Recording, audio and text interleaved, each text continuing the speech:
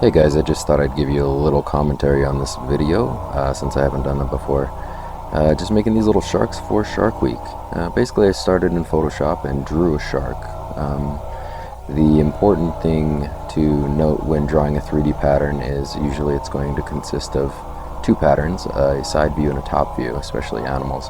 Now, the important thing is really getting the protrusions on the animal or on the object to match up. Not only in the drawing, but also match up when you lay your templates on your blank that you're going to be cutting. If you don't get pieces to match up correctly, it's not going to cut right, and it's not going to look right when you have to go back and shape it for your final cut.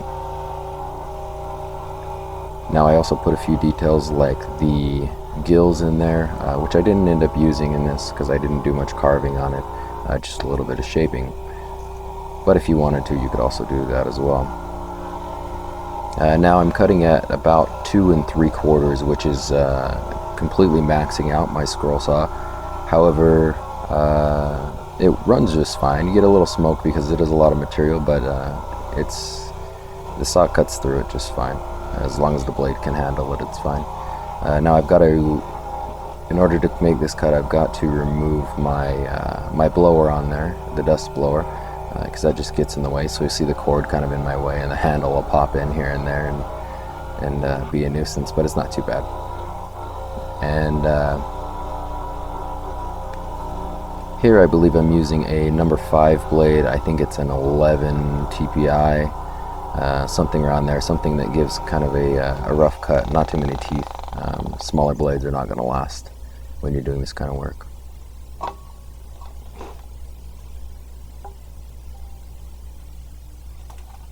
Now I've got 4 sides that I've got to take off here, and they're thin sides since I cut this almost exactly to size. I left about a 1/16 of an inch on each of the sides. Now I've got it wrapped in tape, so I have to unwrap the tape, pull the sides off. The tape lubricates the blade and keeps the blank together, so I'll wrap it in a couple times if I have to. Once after the first cutting and then once after the second one, just to make sure everything stays in place while I'm cutting. So now I've got the rough shape of the shark here. I'm going to go over to the disc sander and I'm going to give it a good shaping here. Now the shark is pretty easy because it's symmetrical, so you can continue to just look at the shape, make sure the lines are, about what you would like them to be, and they're all in line, all centered, and matching on both sides, which isn't too difficult.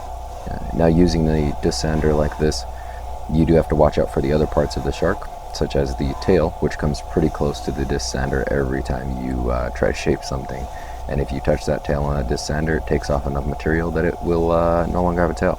So if you're going to use this method, definitely be aware of the other parts of the shape and not getting them in the disc sander, because they will be shaped inadvertently.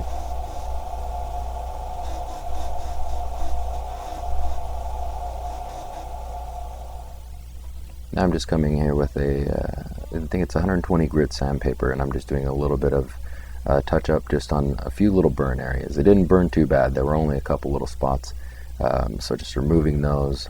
Then I'll grab the knife, which is just a long break knife that I use for cutting foam, but it works really good for this because I can kind of carve away little pieces that I don't quite like and shape it with a little more detail than I could on the sander. And after this, I'll hit it again with a little bit of sandpaper if the edges are rough or need to be rounded.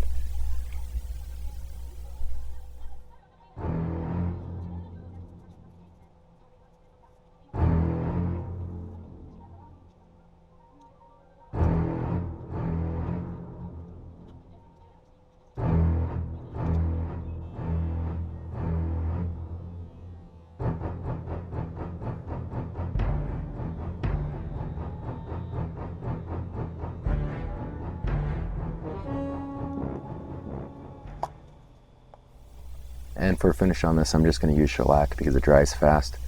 This isn't really a fine woodworking project, it's just some fun sharks for Shark Week. Now you can see I also chose purposefully the two-tone wood. Now they're both pine, one just has a little bit of blue stain, the bottom section, and I just glued those together as one piece, so I had one blank. I also did one out of Doug fir and a couple out of walnut as well. And you can see that the walnut is two-tone as well. I just chose a little bit lighter piece for the bottom. And I think these turned out pretty cool. It's kind of an interesting way to shape them. And they're not too difficult, pretty quick projects. But thanks for watching, guys. If you have any questions, feel free to post them. And until then, you guys have a good one.